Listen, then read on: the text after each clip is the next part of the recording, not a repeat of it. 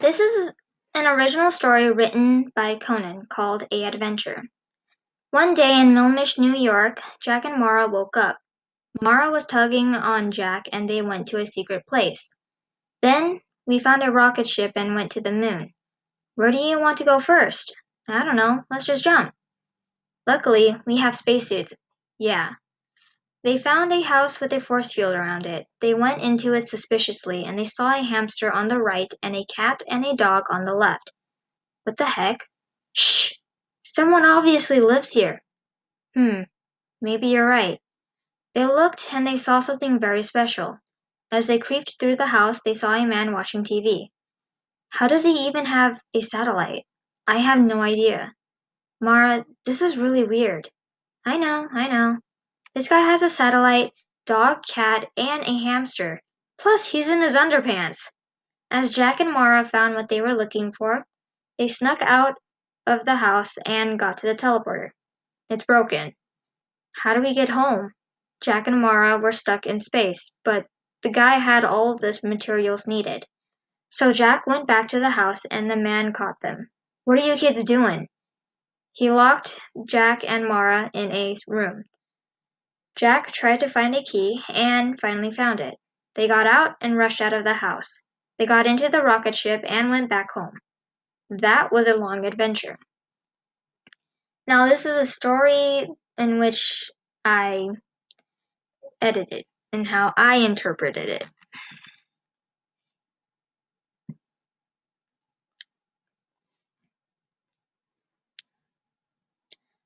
An adventure. One day in Milmish, New York. It was a cold and crisp morning. The sun slowly rose over the city, making the sunlight glare from the windows on the tall skyscrapers. Not only that, but the warm light pierced through the windows of the homes, which woke up people resting in their soft and comfy beds. It was the year 2035, where the futuristic era had walked upon the cities, decorating it with new and improved technology.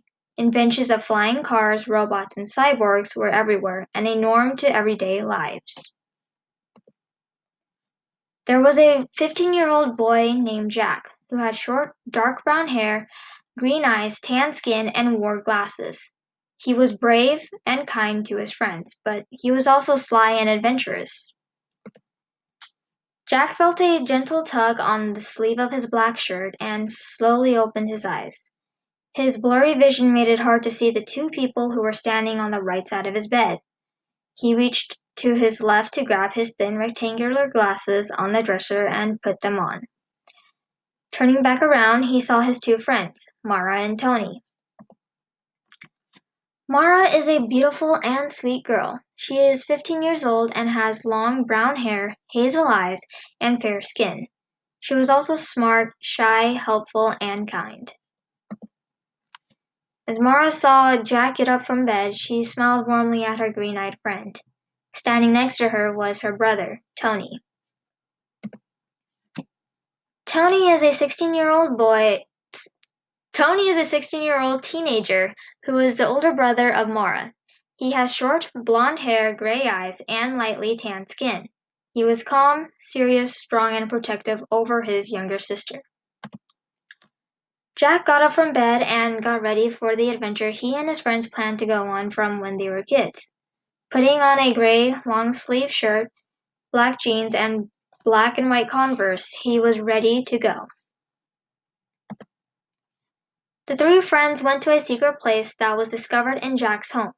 The room was a library filled with bookshelves that was full of all kinds of novels. There's a lever on the right side of the middle bookshelf, Jack said as he walked up to the tall wooden shelves. It's gotta be here somewhere, Jack added.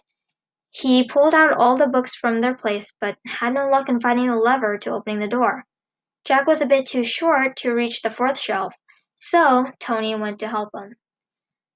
Tony went through the books and finally found the lever to opening the secret door. The three of them watched the door open in amazement and exchanged looks with each other. Nodding their heads at the same time, they entered the room and the door closed behind them. As Jack took the first step on the stairs, bright lights on either side of the wall lit up the dark stairway leading downwards. The three of them walked down the stairs and stumbled upon a massive room that had a rocket ship stationed in the center. The tip of the silver and red rocket almost reached the ceiling of the room. "Whoa, that rocket is huge!" Jack yelled, and his voice echoed across the room.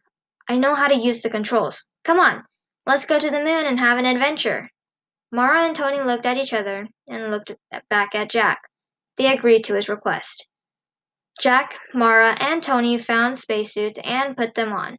After they were ready, they got into the rocket ship and launched into space. Jack, Mara, and Tony had a bumpy but safe landing on the moon. Looking outside the small window, they saw a white and empty land with nothing but rocks and hills in the distance. "Where do you guys want to go first?" Mara asked Jack. "I don't know. Let's just jump," Jack answered. "Luckily we have spacesuits," Tony said. "Yeah," Jack replied. The group of three friends continued to jump through the desert-like land until they came across a house with a force field around it. To get through the force field, they found a device that could teleport them inside. The platform was circular and had blue lights outlining the edge of it. It was big enough to fit the three of them and teleport them inside the force field at the same time.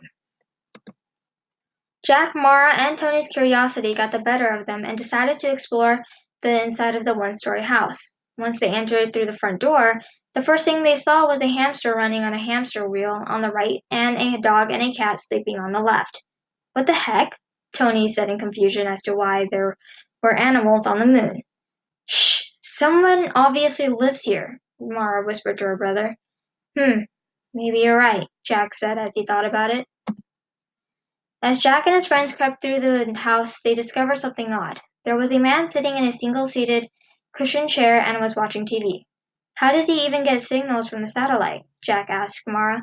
"I have no idea," Mara replied. "Mara, this is really weird," Jack stated. I know," Mara said.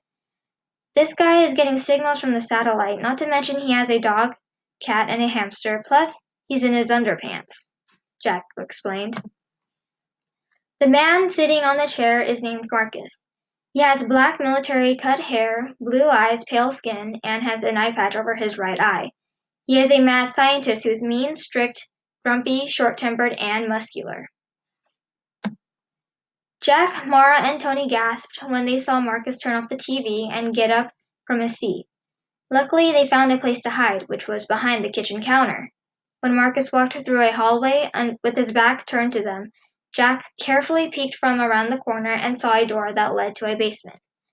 This time, Marcus wore a long, white lab coat and held a clipboard in his right hand.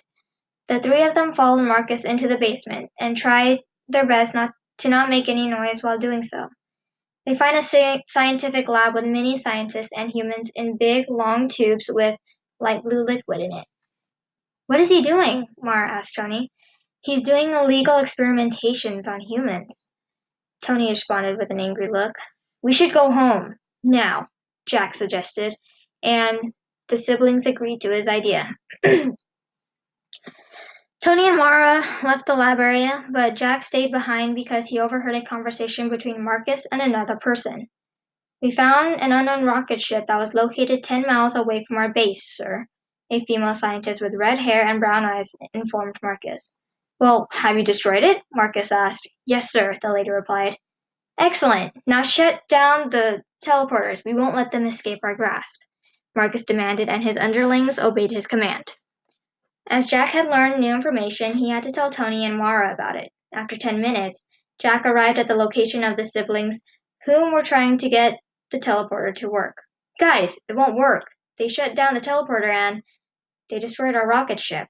We can't escape," Jack explained as he felt hopeless.